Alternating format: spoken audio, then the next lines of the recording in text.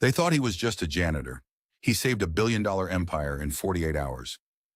Marcus Bennett pushed the industrial buffer across the marble lobby of Titanium Industries, the hum of the motor filling the empty space at 11 p.m.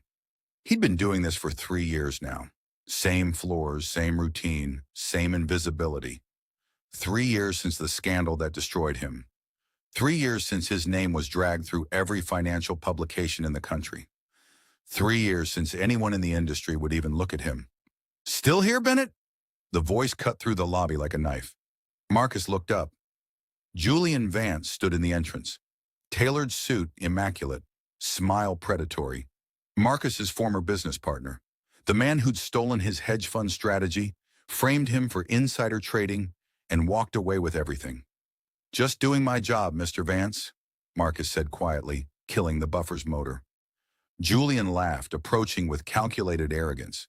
Behind him stood Catherine Zhao, CEO of Titanium Industries, her expression tight with barely contained fury. She'd just come from the emergency board meeting Marcus had overheard while cleaning the executive conference room. "Catherine, I'm offering you a lifeline," Julian said, voice smooth as poison. "My consortium will acquire titanium for $8 billion.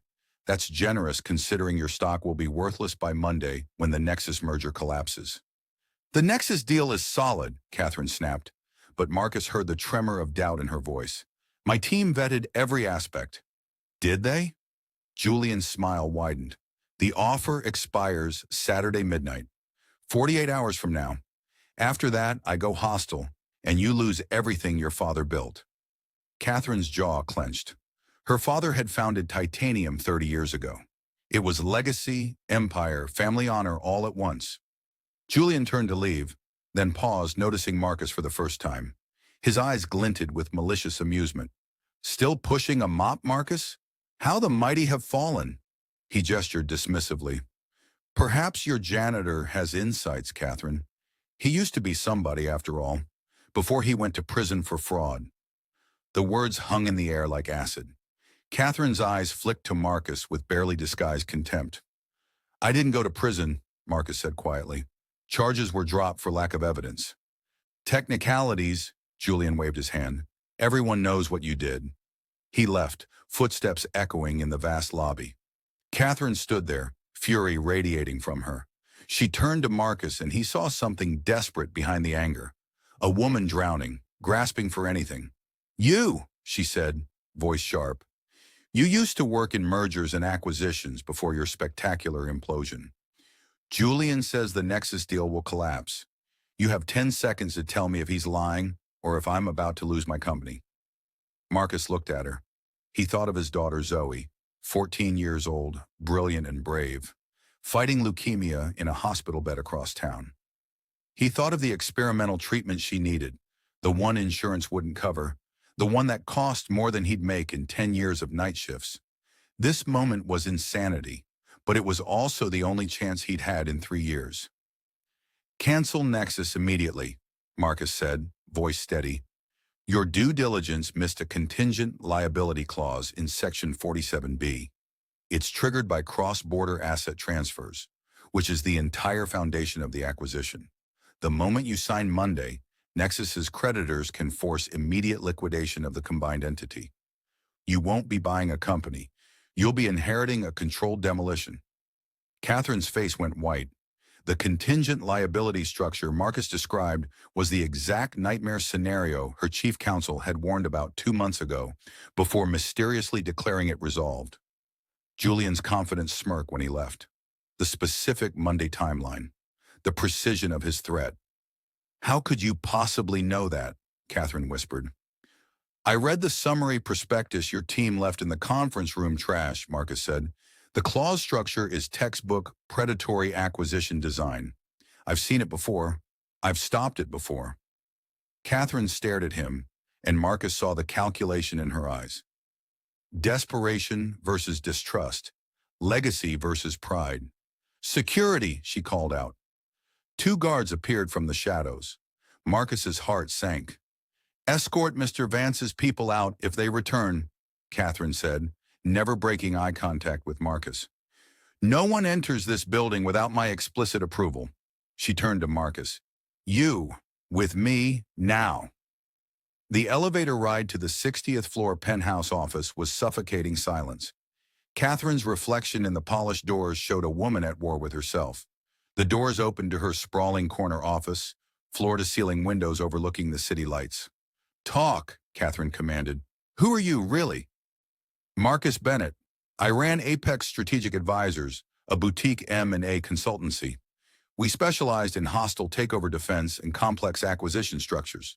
Until Julian Vance stole my proprietary deal modeling algorithm, used it to execute an insider trading scheme, then framed me as the architect when the SEC came investigating. He walked away clean. I lost my firm, my reputation, my marriage, and 3 years of my life fighting federal charges that were eventually dropped, but never exonerated me. Catherine's eyes narrowed. Why should I believe anything you say? You're a disgraced consultant working as a janitor. Because I'm the only person who's told you the truth tonight, Marcus said simply. And because Julian Vance's entire consortium bid is built on the assumption you'll panic and sell. He knows about the Nexus trap because he helped design it. That's insane, is it? Your chief counsel who vetted the deal, Thomas Mercer. Where did he work before joining Titanium? Catherine's face changed.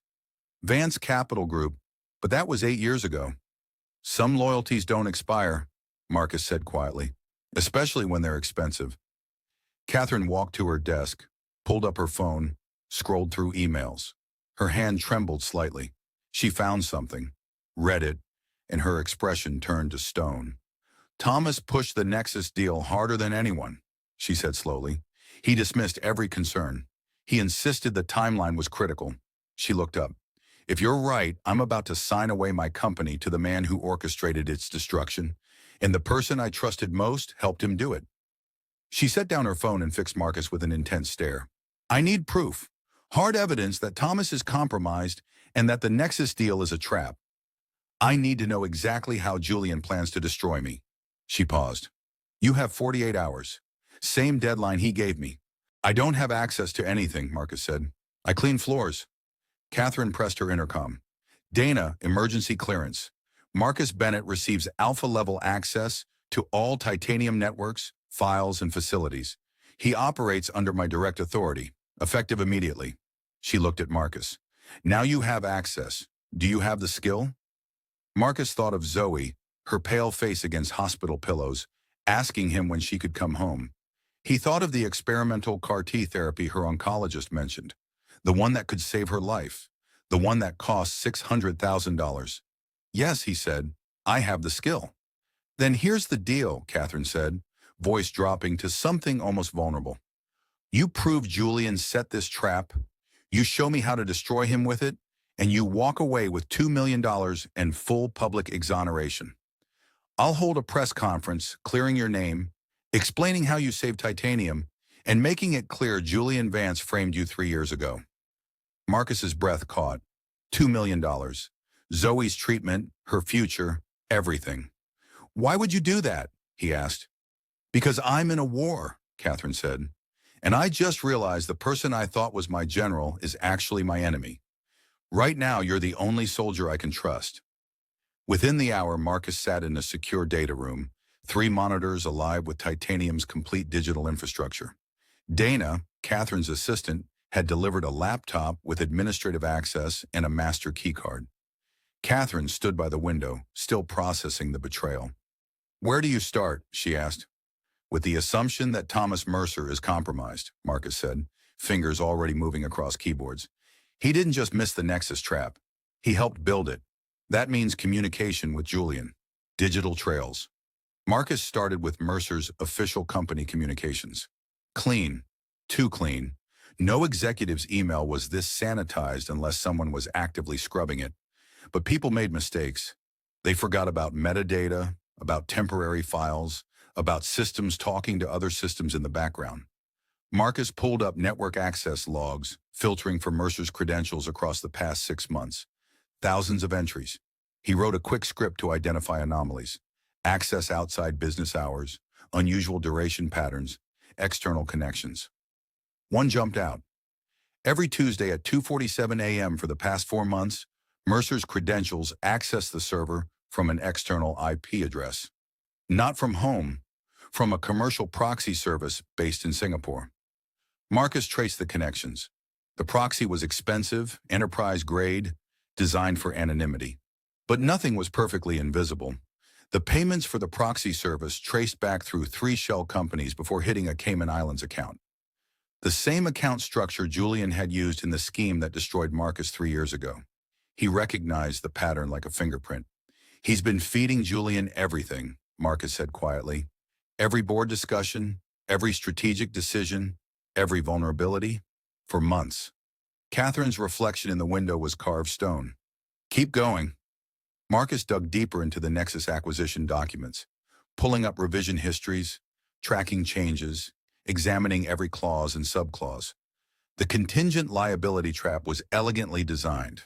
Hidden in standard indemnification language, it appeared protective, but when triggered by specific conditions, it became a weapon. Marcus found the insertion point.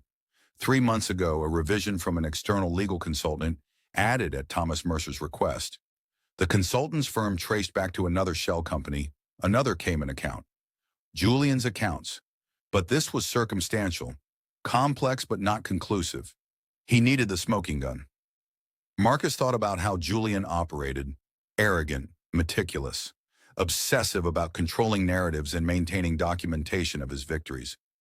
Julian would have kept records, proof of his brilliance, insurance against Thomas turning on him. Marcus switched approaches. Instead of looking at titanium systems, he started probing external networks. Julian's firm, Vance Capital, had robust security, but security was only as strong as its weakest link. He found it in a third-party cloud storage service used by Vance Capital's legal team for document collaboration. Poorly configured permissions. An open door for anyone who knew where to look.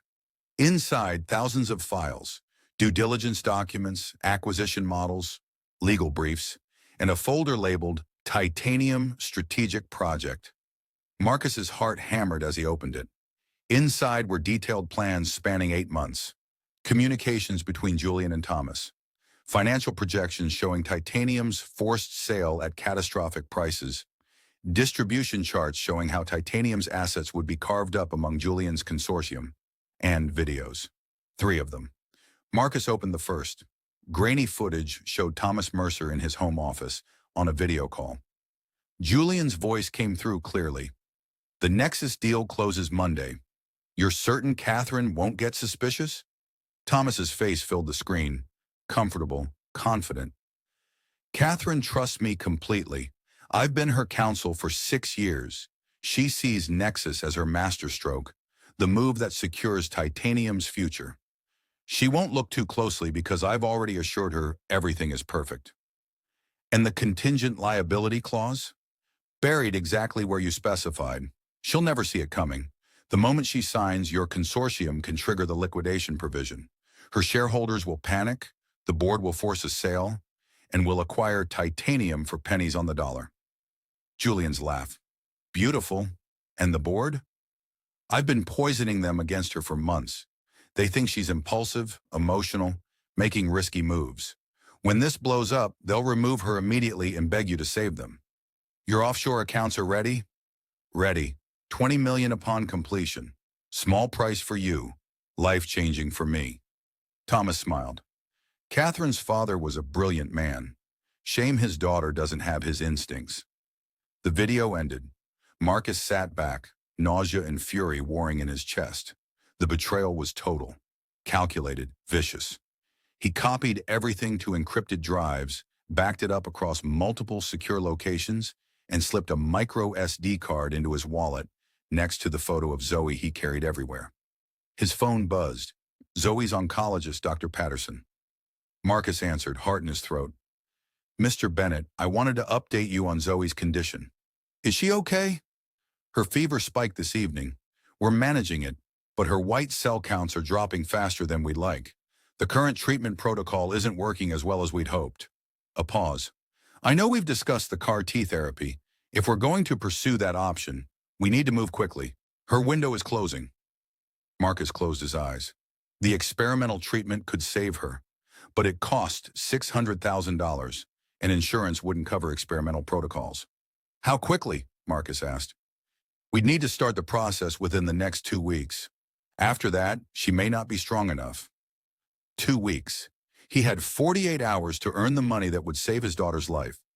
I'm working on it, Dr. Patterson. I'll have an answer soon. He hung up and turned to find Catherine standing in the doorway, having heard everything. Your daughter, she said quietly. What's wrong? Leukemia.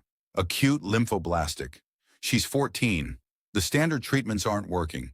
There's an experimental therapy, but it's expensive. Catherine's expression softened in a way Marcus hadn't seen before. The $2 million I offered. That's not just about clearing your name, is it? No, Marcus said simply. It's about keeping her alive. Catherine walked to the desk, pulled up her phone, and made a call. Dr. Sarah Chen, this is Catherine Zhao. I need your expertise immediately. She listened. A 14-year-old girl with ALL, not responding to standard protocols. I want your team to evaluate her for CAR-T therapy. Tonight. Cost is irrelevant. I'm texting you the patient information now. She looked at Marcus. What hospital? St. Michael's. Pediatric Oncology, room 417. Zoe Bennett. Catherine relayed the information. Full workup, Dr. Chen. If she's a candidate, I want the process started immediately. Bill everything to my personal account. She paused. Because that's what we do for family. She hung up and met Marcus's stunned gaze. We're partners in this now, Catherine said quietly. You save my company, I save your daughter. We take care of our own. Marcus felt something break open in his chest. For 3 years he'd been alone, invisible, fighting everything by himself. Now this woman, this CEO he'd barely known, was using her power to protect Zoe. Thank you, he whispered, voice rough with emotion he couldn't contain. Show me what you found, Catherine said. Let's finish this.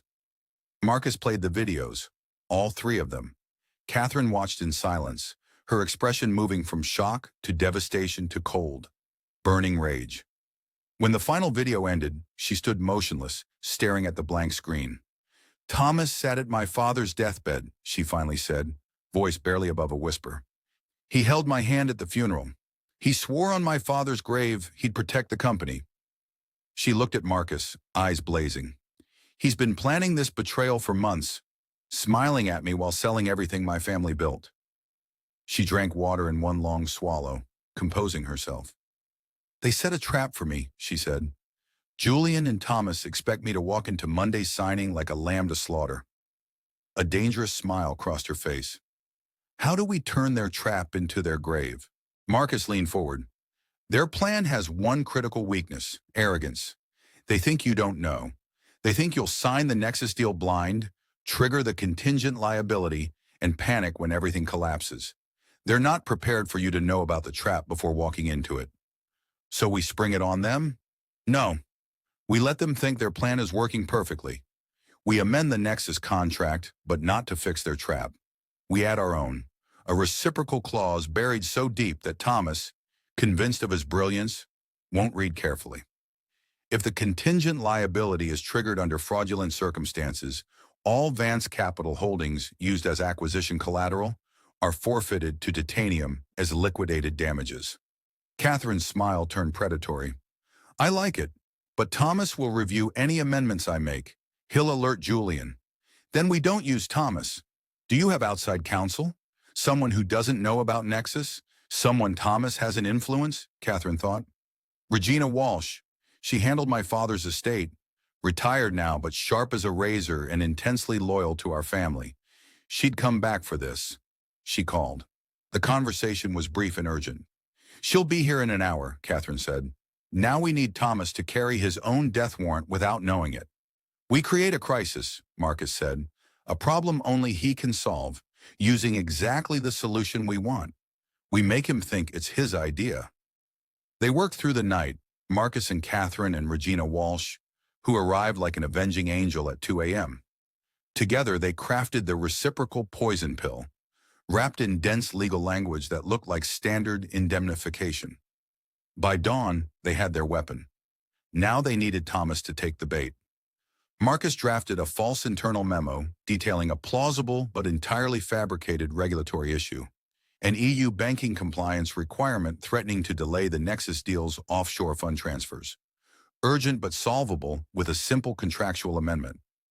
At 9 a.m. Friday morning, Catherine accidentally left the memo in the executive break room, the one Thomas visited every morning at 9:15 for his coffee. They watched via security cameras as Thomas entered, spotted the document, read it with growing concern, and slipped it into his briefcase. 20 minutes later, he knocked on Catherine's office door.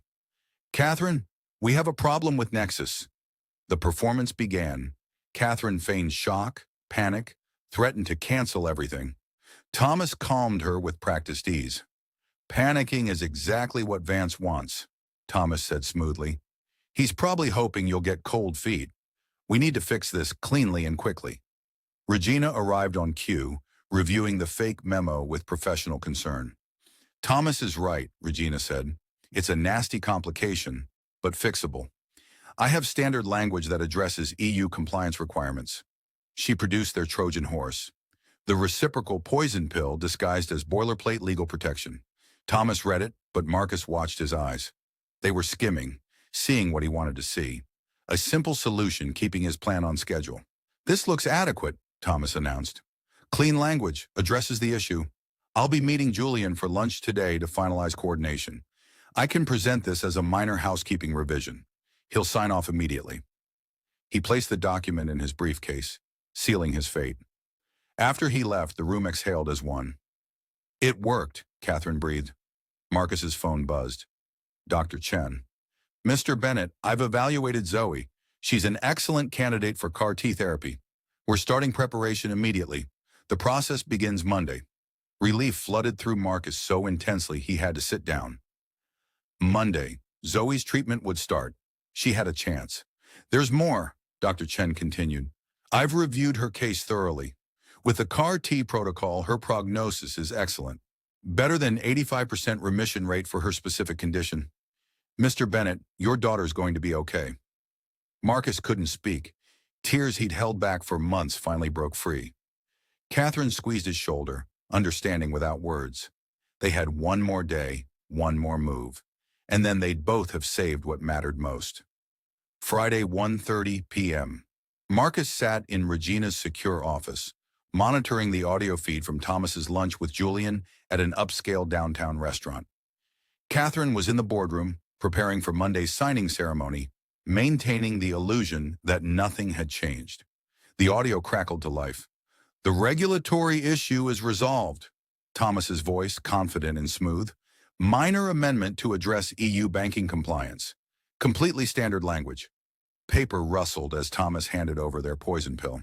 Julian's voice dismissive. "Her lawyers are panicking over bureaucratic nonsense. Typical. Fine. Whatever it takes to keep her signing Monday." Relief surged through the office. The hook was taken. But then Julian continued, voice dropping lower. "Not that it matters in the long run. Even if something goes wrong with Nexus, which it won't, Phase 2 triggers automatically by month's end." Marcus and Catherine locked eyes, ice water in their veins. Phase 2.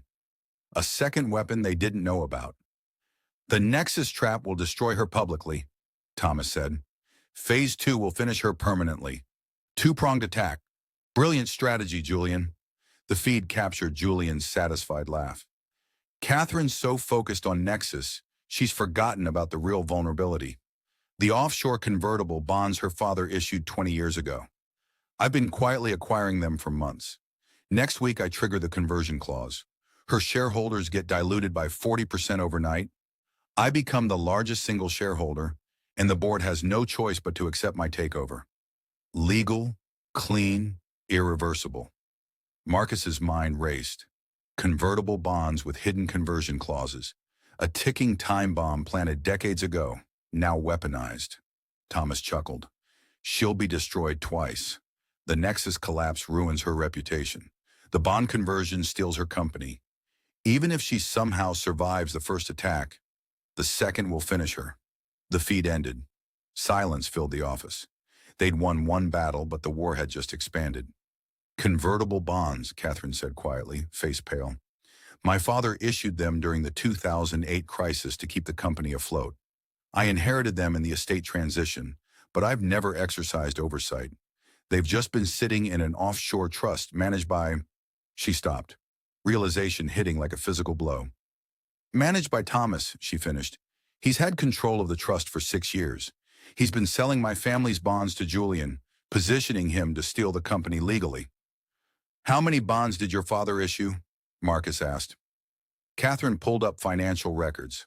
Her hands trembled. 400 million in convertible bonds, each convertible to common stock at a 20-to-1 ratio at holder's discretion. If Julian owns majority of the bonds and converts them all, he creates 8 billion new shares, Marcus calculated, diluting your family's ownership from 60% to under 30%. He becomes the majority shareholder. Game over. Regina shook her head grimly. Convertible bond provisions are ironclad. If the language allows discretionary conversion, there's no legal mechanism to stop it. It's a property right. "How much time do we have?" Catherine asked. Marcus pulled up the bond documentation. Conversion can be triggered with 72-hour notice to the company. If Julian files the notice today— "Monday," Catherine finished. "The same day as the Nexus signing. Both bombs explode simultaneously. Even if I don't sign Nexus, he still wins with the bond conversion." The trap was perfect, multi-dimensional. No matter which way Catherine moved, she lost. Marcus stared at the bond documentation, his mind working through 3 years of forced invisibility, 3 years of watching financial structures from angles others never considered. Then he saw it, the flaw, the single microscopic crack in Julian's perfect fortress. "The bonds can't convert if they're not valid," Marcus said slowly. "What do you mean?" Regina asked. "Convertible bonds have to maintain their status as legitimate debt instruments," Marcus explained. "If the underlying debt obligation is satisfied or invalidated, the conversion right disappears. The bonds become worthless paper." Catherine leaned forward. "My father's bonds are legitimate. Titanium owes that debt." "But who owns the bonds now?" Marcus asked. "Julian acquired them through shell companies and offshore entities, right? Complex transactions designed to hide his identity?" "Yes," Catherine confirmed. "Thomas structured the sales to make them untraceable." "Which means there's no clean chain of custody," Marcus said, excitement building. "If those transactions violated securities law, specifically regulations around beneficial ownership disclosure and offshore asset transfers, then the bond purchases themselves are invalid. Illegal purchases can't create legal rights." Regina's eyes widened. "You're saying we challenge the bond acquisitions as fraudulent transfers?" "Exactly. We file an emergency action Monday morning before Julian can trigger conversion, arguing that the bond sales violated federal securities law and offshore transfer regulations. We request immediate injunction preventing conversion pending investigation." "That's a long shot," Regina warned. "You'd need proof of specific violations." "We have proof," Marcus said. "Julian's own files. The Titanium Strategic Project folder. It documents every transaction, every shell company, every offshore route. He kept meticulous records of his brilliant scheme. Those records prove the acquisitions were structured specifically to evade disclosure requirements. That's textbook securities fraud." Catherine stood, energy returning to her posture. "We file Monday morning, before the signing?" "Before dawn," Marcus confirmed. "Federal court opens at 8 a.m. We hit them with an emergency motion for injunction. The hearing will be immediate given the timeline. If we can convince a judge the bond acquisitions are suspicious enough to warrant investigation, we get a temporary freeze on the conversion right." "How long would a freeze last?" Catherine asked. "Long enough," Marcus said. "Weeks, maybe months, while the investigation proceeds.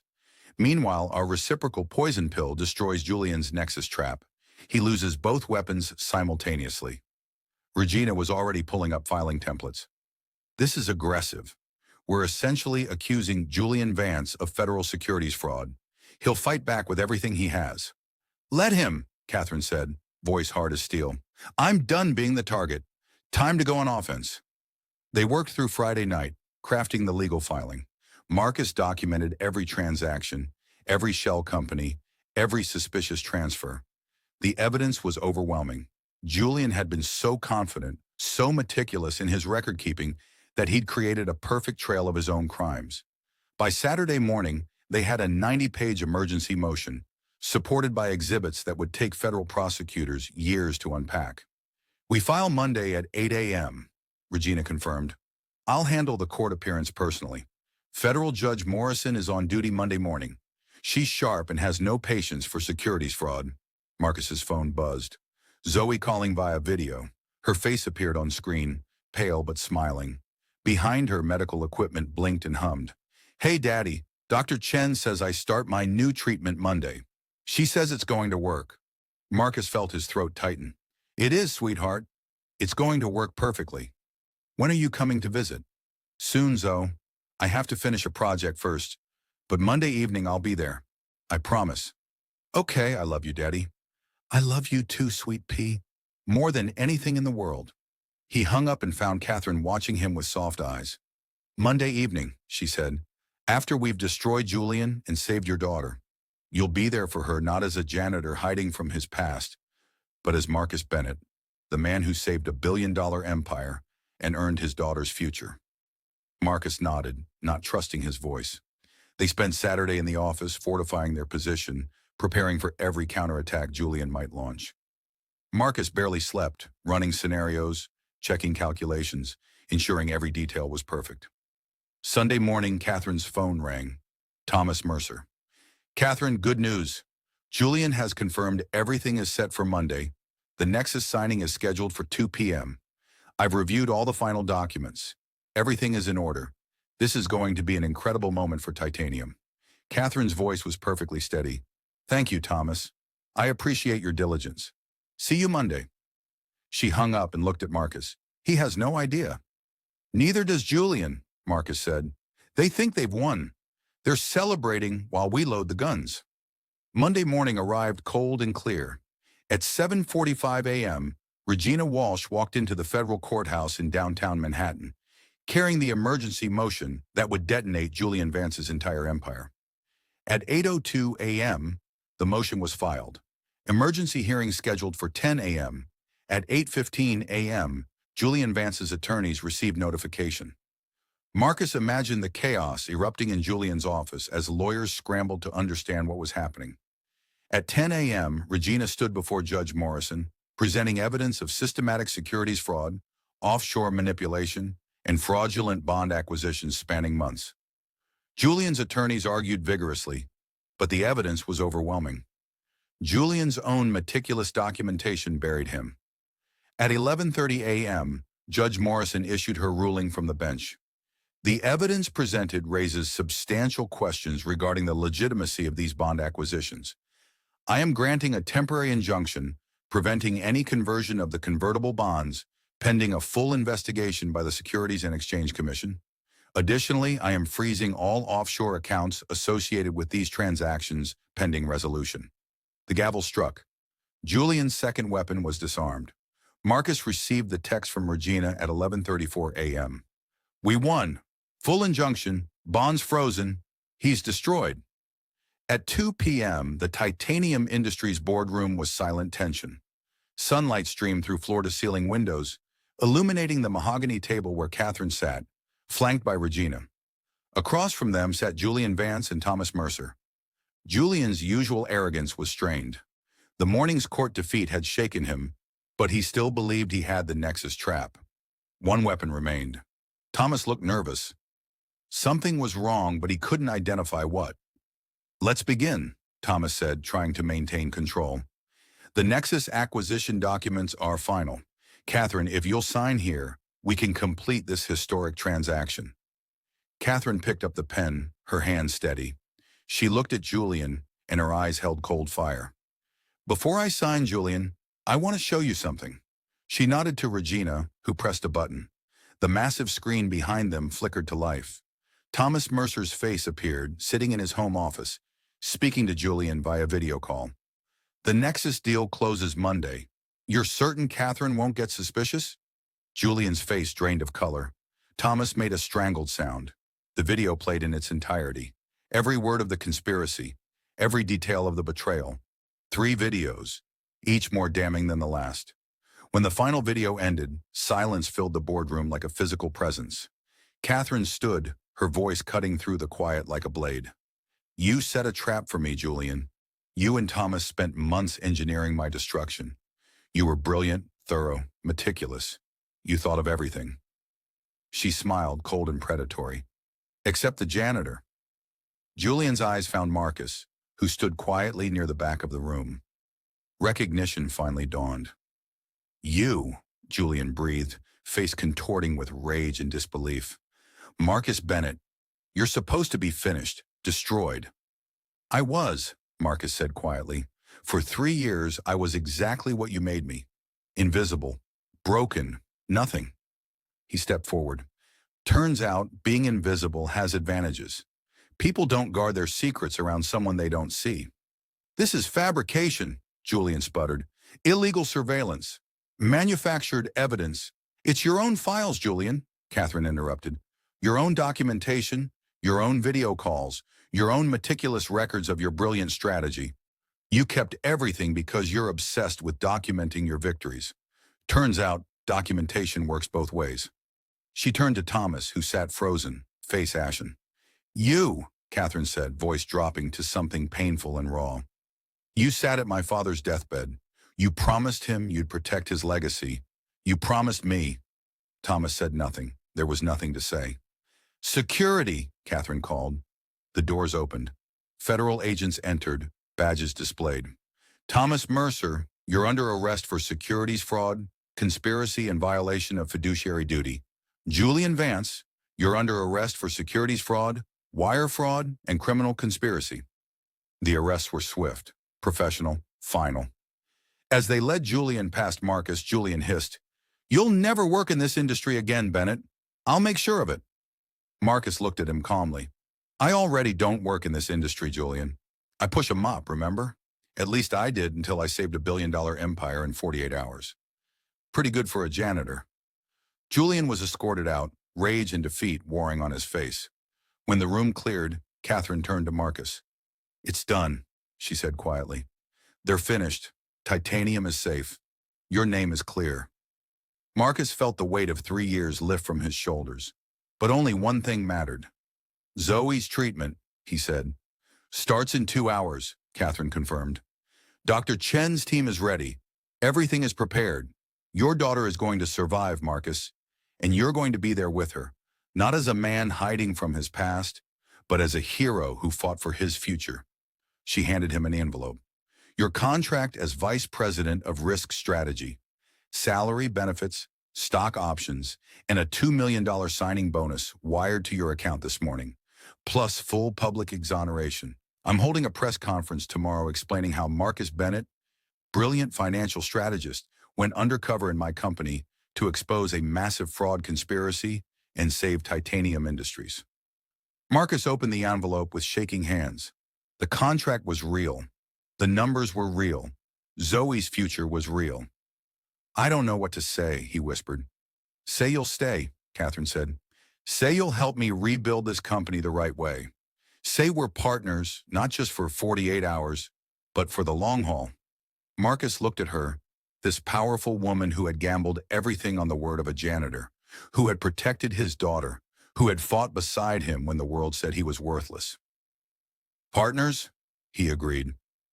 6 months later, Marcus stood in Zoe's hospital room, watching her pack her belongings. The CAR-T therapy had worked. Her cancer was in complete remission. She was going home. "Daddy, Dr. Chen says I can go back to school next month," Zoe said, her eyes bright with life and energy. "Regular school, not hospital tutoring. I can see my friends again." Marcus hugged her tightly. "You can do anything you want, sweetheart. Anything at all." His phone buzzed. "Catherine. Board meeting in an hour. We're voting on the Hyperion acquisition. Need your analysis." "On my way," Marcus replied. Zoe smiled. "Go save another company, Daddy." Marcus laughed. "I'm not saving companies. I'm just helping protect what people have built." "That's the same thing," Zoe said wisely. In the car ride to Titanium Tower, Marcus looked at his reflection. He wore a tailored suit now. Vice President credentials. Corner office on the 59th floor. But he remembered the janitor's uniform. He remembered the buffer. He remembered being invisible. Some lessons you never forget. At Titanium Industries, Marcus was no longer invisible. He was essential. Catherine had rebuilt her executive team, purging everyone Thomas had influenced, bringing in loyal and competent professionals. But more than that, she and Marcus had built something rare. Trust forged in crisis, partnership built on mutual salvation. In the boardroom, Catherine greeted him with a warm smile. "Ready to tear apart this Hyperion deal?" "Always," Marcus said, settling into his chair.